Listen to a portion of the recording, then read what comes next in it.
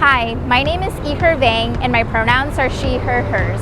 I'm a proud second-generation Hmong American woman who was raised in Milwaukee, Wisconsin and still live here. I have called Milwaukee home for the past 30 years and I love that I get to experience the city as a child and now as a young professional.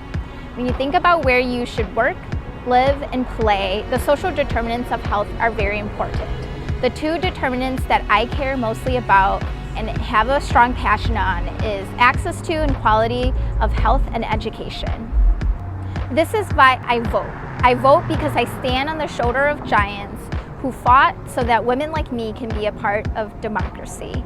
I vote because I believe I have the power deciding what quality of education and health can look like for women like me. I vote for those who cannot, listening and thinking about people who have experienced the complex systems who weren't built for them. Through civic engagement, I hope that we can build a better future for all of us.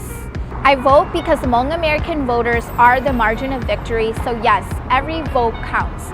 So do not sit out in the upcoming November election, and don't forget to participate in your local elections as well, because they matter just as much.